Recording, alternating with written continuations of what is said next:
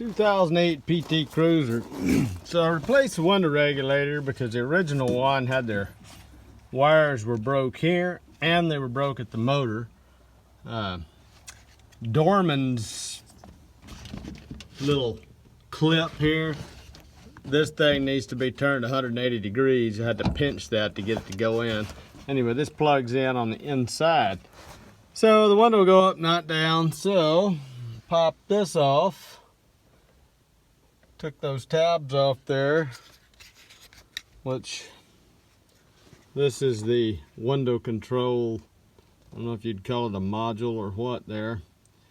Sorry for the focus. Anyway, you know, just kind of pry out the back of that thing, and then this will pull out of it. Anyway, so I'm sitting there testing it. Nothing's working right, and looky there. So that wire, that piece right there, it burned through, so I'm going to try to solder that back together.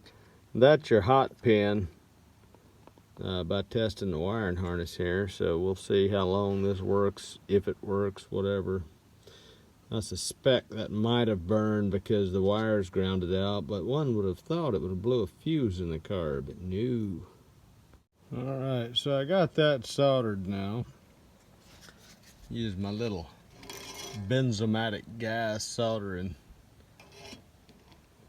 gun, I guess you'd call it. Anyway, refill up the lighter fluid. Them little suckers are good.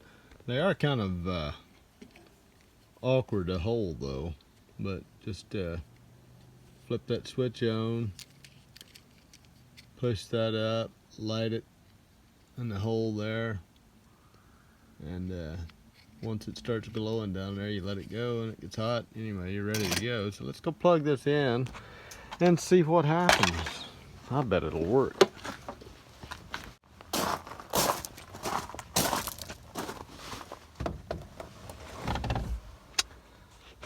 So, plugged in here.